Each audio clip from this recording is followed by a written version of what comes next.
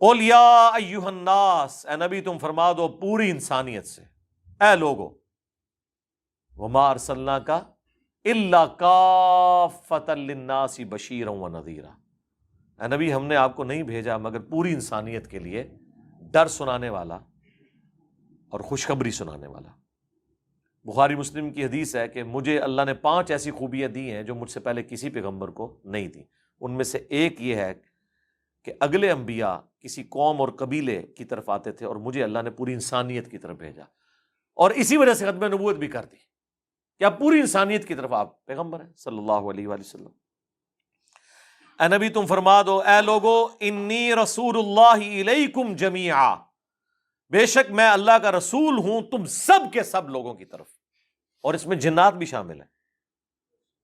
الذی لہ ملک السماوات والارض، اور دیکھنا میں اس کی طرف سے پیغمبر ہوں، اس ہستی کی طرف سے کہ آسمانوں اور زمین کی ساری بادشاہی اسی کے لیے، یعنی جس نے اس کائنات کو کریٹ کیا میں اس کا ریپریزنٹیٹو بن کے آیا ہوں اس پلانٹ ارتھ کے اوپر۔ یہ نہیں ہے کہ اس کریٹر نے یہ کائنات بنا کے چھوڑ دی ہے اور اپنا تعارف ہی نہیں کروایا۔ ویسے تو ہر چیز ہی اللہ کا تعارف کروا رہی ہے، ہر چیز کی پرفیکشن بتا رہی ہے کہ مجھے کسی نے ڈیزائن کیا ہے، لیکن پھر بھی اللہ نے نور علی نور کے تحت پیغمبر بھی بھیج دیے، ان کے ساتھ کتابیں بھیج دی کہ کوئی بالکل ہی موٹے دماغ کا بندہ ہے اسے بھی بات سمجھ آ جائے۔ لا الہ الا ہو، نہیں ہے کوئی معبود سوائے اس کے، یحیی و یمیت، وہی زندہ کرتا ہے وہی مارتا ہے۔ فآمنوا باللہ ورسولہ، پس ایمان لاؤ اللہ اور اس کے رسول کے اوپر، النبی الامی، جو نبی امی ہے۔ اب یہ امی کے اوپر جو میں بولا ہوں نا آدھا گھنٹہ، آپ کو پتہ چل گیا یہ امی لفظ امپورٹنٹ کتنا ہے۔ یہودیوں کے لیے یہ بہت امپورٹنٹ تھا، انہیں یہ جیلسی نہیں جا رہی تھی کہ امیین میں رسول کیوں آ گیا، تو اللہ نے کہا کہ تمہاری کتابوں میں جب موجود تھا کہ وہ امیین میں آئے گا تو اس بات کے اوپر تم نے ضد کیوں لگا لی ہے۔ ویسے ہی یہ نبی علیہ السلام بنی اسرائیل میں آتے نا تب بھی انہوں نے نہیں ماننا تھا، کیونکہ وہ یہودی جو اس پوسٹ کے اوپر بیٹھے ہوئے تھے انہوں نے اپنے قلعے چھوڑنے تھے، انہوں نے کہنا تھا جی ہماری کتاب میں تو لکھا ہوا ہے کہ یہ امیین میں سے پیغمبر آئے گا، تم کہہ رہے ہو میں بنی اسرائیل میں سے ہوں۔ ہاں دل بے ایمان تے حجتاں ٹھیر، دل بے ایمانی پہ اترا ہونا تو دلیلیں بہت ساری بندہ ڈیوائز کر لیتا ہے۔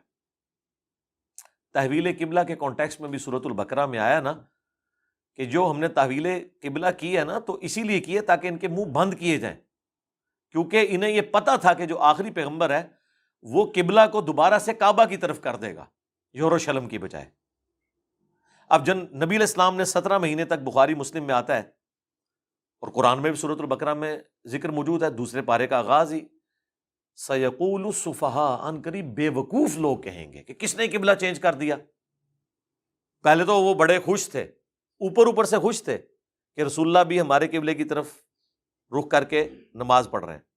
اللہ نے بھی اس لیے کیا کہ پہلے ہی نیگیٹو سائیکالوجی ڈیولپ نہ ہو جائے کہ یہ کوئی اور دین لے آیا، کیونکہ نبی علیہ السلام بھی تو دین ابراہیمی کی تبلیغ کر رہے تھے، یہودی بھی دین ابراہیمی کے ماننے والے اور کرسچنز بھی، لیکن اندر خانے پتہ کیا کہتے تھے، یہ پیغمبر وہ ہے ہی نہیں ہے، کیونکہ ہماری کتابوں میں لکھا ہوا ہے کہ وہ پیغمبر جو ہے نا اس کا قبلہ خانہ کعبہ ہوگا۔ دیکھا، ایک ٹکٹ میں 2 مزے۔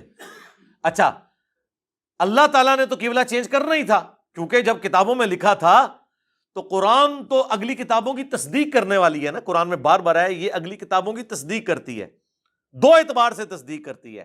ایک اس اعتبار سے تصدیق کرتی ہے کہ ان کتابوں میں ذکر تھا کہ آخری نبی آئیں گے، ان پہ کتاب نازل ہوگی، اور اس اعتبار سے بھی تصدیق کرتی ہے کہ وہ کتابیں سچی ہیں، کیونکہ اس کتاب میں یہ پریڈکشن تھی اور قرآن وہ پروفیسی پوری کر رہا ہے، یعنی اگلی کتابوں میں لکھا ہے کہ آخری پیغمبر آئیں گے اور یہ کتاب آئے گی اور وہ بات پوری ہو گئی، تو اس کا فائدہ کس کو ہوا؟ اس کتاب کے ماننے والوں کو کہ یار دیکھو ہماری کتاب کی بات ٹھیک نکل آئی۔ تو قرآن نے آ کر ان کتابوں کی تصدیق کر دی 2 اعتبار سے۔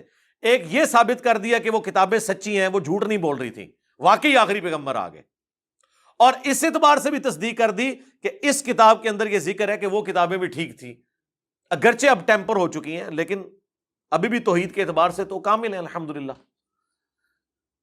یہ مہیمن ہے ان کے اوپر یہ کتاب، یہ فائنل ٹیسٹمنٹ ہے اولڈ ٹیسٹمنٹ اور نیو ٹیسٹمنٹ کے بعد۔ اندر خانے یہ باتیں کرتے تھے تو اللہ تعالیٰ نے فرمایا کہ ہم نے تمہارا قبلہ اس لیے چینج کیا تاکہ اہل کتاب کو تمہارے خلاف کوئی حجت نہ ملے، لیکن حجت تو پھر مل گئی جب قبلہ چینج ہوا۔ ان کا دیکھو اس نے تو قبلہ ہی چینج کر دیا۔ اس کا جواب پھر اللہ نے کیا کہا کہ بے وقوف لوگ ہیں۔ اللہ نے فرمایا بس اس کا کوئی اینڈ نہیں ہونا، ایک مسئلہ حل کریں گے دوسرا نکال لیں گے، تو کہیں تو رکنا ہے نا۔ دیکھ لیں اللہ بھی سمجھا رہا ہو نا بات، اس میں بھی لوگ کیڑے نکالتے ہیں۔ ایک بات کی تو دوسرا کیڑا نکالا کہ یہ وہ پیغمبر ہوتا تو ابراہیمی قبلے کی طرف ہوتا۔ جب وہ قبلہ چینج ہو گیا پھر کہنا شروع کر دیا کہ یہ کیا ہوا، قبلہ ہی چینج کر دیے انہوں نے۔ یہ خود کہتا ہے میں دین ابراہیمی کے اوپر ہوں، میں عیسیٰ موسیٰ کو مانتا ہوں، تو موسیٰ عیسیٰ تو اسی قبلے کی طرف نماز پڑھتے تھے، ہم ان کے ٹرو جو ہیں وہ کسٹوڈین ہیں۔ تو اس کا جواب پھر اللہ نے کہا کہ ان کو ان کے حال پہ چھوڑ دو، نہ انہوں نے تمہارے قبلے کی پیروی کرنی ہے اور نہ تم نے ان کی بات ماننی ہے۔ اینڈ رزلٹ یہ ہے، اور یہی بات آپ کو بھی ہم سمجھاتے ہیں کہ ہمارا کام صرف قرآن و سنت سے دلائل دینا ہے۔ اب اس میں سے کوئی کیڑے نکالے تو اس کا تو کوئی اینڈ نہیں ہے، وہ تو اللہ نے بھی کہا کہ چھاڑ دو۔ اللہ نے کہا یہ بے وقوف لوگ ہیں۔ سورۃ الفرقان میں ہے وَإِذَا خَاطَبَهُمُ الْجَاهِلُونَ قَالُوا سَلَامًا، ان جاہلوں سے کبھی واسطہ پڑے تو کہو بھائی سلام متارکت سے، جاؤ جان چھوڑو یار، ٹھیک ہے جدھر لگے وہ لگے رہو، ہمارا کام تو وَمَا عَلَيْنَا إِلَّا الْبَلَاغُ تھا۔ پس ایمان لاؤ اللہ اور اس کے رسول پر جو کہ النبی الامی ہے، جو امی نبی ہے، الذی یؤمن باللہ وکلماتہ، جو خود ایمان لایا اللہ پر، اس کے کلام پر یعنی قرآن پر، واتبعوہ، اور تم پیروی کرو اس کی یعنی قرآن کی اور رسول اللہ کی، لعلکم تہتدون، تاکہ تم ہدایت یافتہ ہو جاؤ۔ اللہم اہدنا فی من ہدیت، آمین۔